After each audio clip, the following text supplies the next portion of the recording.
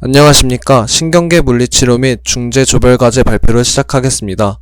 진행성 근육 위축증 발표를 맡은 문준철입니다. PPT의 목차는 개요, 임상적 특징, 진단, 예후, 중재, 참고문헌 순으로 구성하였습니다. 진행성 근육 위축증이란 드물게 나타나는 산발적인 성인기 운동신경 질환을 말하며 임상적으로 하이운동신경원성 증후군을 말합니다. 척수 앞불세포와 내줄기 운동핵을 포함한 하이운동신경세포의 변성이 원인으로 진행성 이완성 약화, 근육 위축, 근막 힘줄 반사 감소 또는 부재를 특징으로 합니다. 진행성 근육 위축증은 프로그레시브 머스큘러 어트로피로 PMA라고 불립니다. PMA는 원발성 축삭경화증, 거짓 숨내마비, 진행성 숨내마비, 근위축성 가쪽경화증과 같은 운동신경성 질병 중 2.5에서 11%를 차지하며 발병률은 10만 명당 0.02명, 즉 500만 명당 1명꼴로 나타납니다. 여성보다 남성에게 더 흔하게 나타나며 평균 발병 연령은 63.4세입니다. PMA라는 용어는 1850년 프랑스 신경학자인 아란이 진행성 근육 위축을 가진 환자를 설명하기 위해 처음으로 만들어졌지만 듀센이 1849년 PMA를 가장 먼저 설명했다고 주장하면서 PMA는 아란 듀센 또는 듀센 아란 디지즈로 불리고 있습니다. 1853년 크루베일리에는 환자의 부검을 통해 척수 앞부리와 운동신경의 위축을 기반으로 PMA에 대한 증거를 처음으로 제시하였습니다.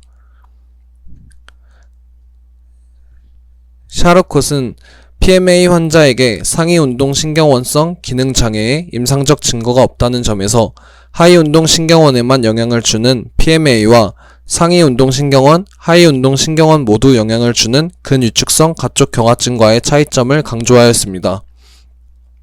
PMA와 근위축성 가쪽경화증은 엄연히 다른 것이지만 그전까지는 혼동하여 사용해왔기 때문에 샤르콧이 병리적인 차이점에 대해 강조했다는 것은 굉장히 유의미합니다. PMA의 초기 진단을 받은 상당수가 상위운동신경원성 징후의 발달을 통해 근위축성 가쪽경화증으로 진행하였으며 평생 동안 상위운동신경원에 임상적인 특징이 없음에도 사후 부검 시 상위운동신경원 병리를 확인할 수 있었습니다. 다음으로는 PMA의 임상적 특징입니다. PMA는 진행성 이완성 약화가 나타나며 근육의 위축, 근육 섬유 다발 수축, 반사 저하, 무반사가 나타납니다. 발병 후 진단까지 약 평균 23개월의 지연이 나타나며 근육 약화와 위축은 비대칭적으로 사지의 먼쪽 근육에서 시작합니다. 하지만 환자의 약 20%에서는 대칭적으로 사지의 몸쪽 근육에서 약화가 나타나기도 합니다. PMA 환자의 진행 속도는 수년에서 수십 년에 걸쳐 느리게 진행되기도 하며 수개월에서 1년까지 빠르게 진행되기도 합니다. 숨내 근육은 일반적으로 정상이나 PMA 환자 중 40% 정도는 사지 근육 약화 발병 후 평균 19개월 이내로 숨내 근육 약화가 시작됩니다. 숨내 약화가 발생한 환자는 대체로 근위축성 가쪽경화증으로 진행될 가능성이 높습니다. PMA 발병 시 호흡 근육의 약화가 나타나는 것은 흔하지 않습니다. PMA 실제 환자의 케이스를 하나 보여드리도록 하겠습니다. 해당 사진은 전형적인 PMA 환자의 모습으로 2016년도 학술지에 실린 한쪽으로 치우친 빠른 진행을 동반한 진행성 근육 위축증 논문에서 발췌한 환자의 사진입니다. PMA를 가진 60대 남성의 사진으로 PMA의 특징인 전형적인 비대칭성 근육 약화와 위축을 볼 수 있으며 이 환자의 경우 왼쪽 하지와 왼쪽 상지에서 나타난 모습을 관찰할 수 있습니다. 다음으로는 진단입니다. PMA를 진단할 수 있는 생물학적 지표는 없어 진단을 위해서는 2개 이상의 서로 다른 부분에서 하이운동신경원성 기능장애의 임상적 성기 생리학적인 특징과 시간 경과에 따른 질병 진행률을 통해 확인하여야 하며 진행성 순뇌마비와 같은 다른 하위운동신경원성 질병을 배제할 수 있어야 합니다.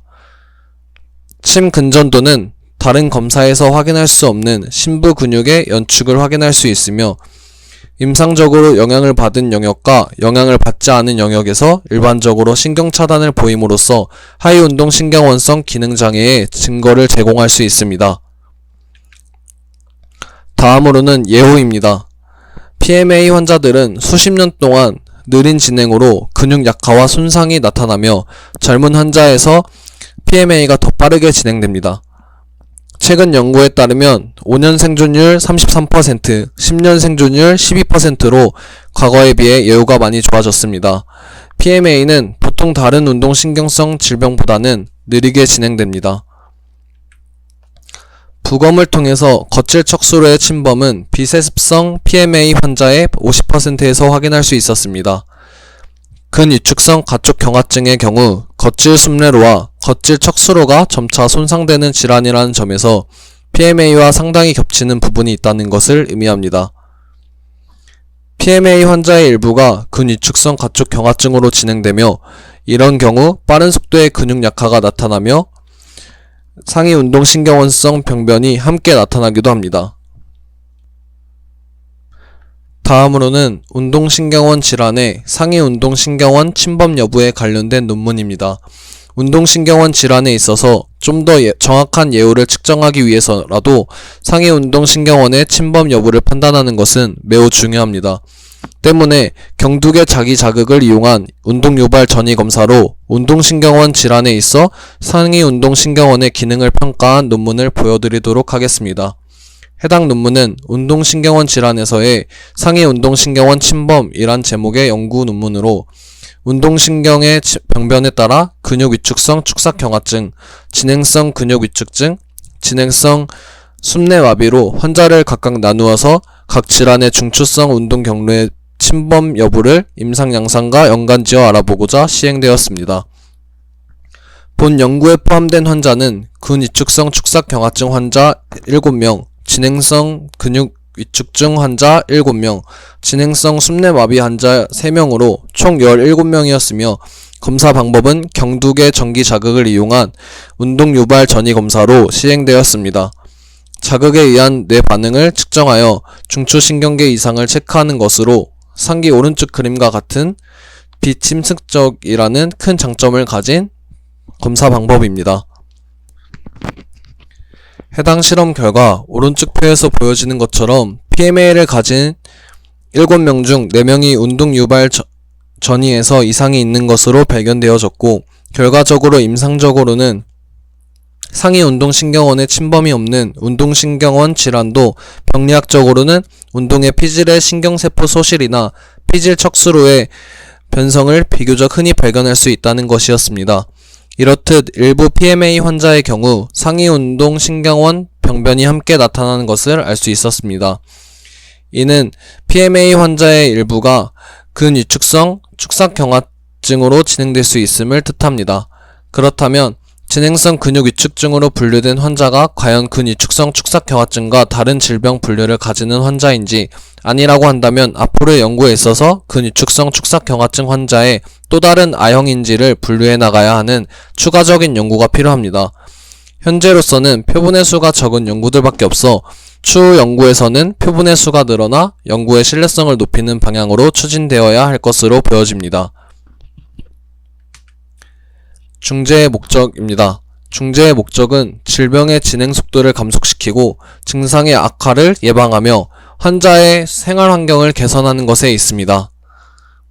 중재입니다. 환자가 독립적으로 활동하기 위해 통증, 보행, 가동성, 브레이싱, 보조기에 대한 환자 교육을 진행해야 하고 적당한 스트레칭을 통해 통증을 예방하고 근육이 최고의 기능을 할 수 있도록 도와줘야 합니다. 규칙적인 운동은 건강에 대한 환자의 인식을 증가시킬 수 있으며 저강도 운동을 하는 것은 심폐능력, 근력, ROM을 유지할 수 있도록 도와줍니다. 외과적으로는 PMA에 대한 치료는 정해지지 않았으나 PMA와 밀접한 질환인 근위축성 가쪽 경화증 환자에게 생존 효과를 보인 리로졸이라는 약물을 사용하기도 합니다. 참고 문헌입니다. 지금까지 진행성 근육 위축증에 대한 발표였습니다. 경청해주셔서 감사드립니다.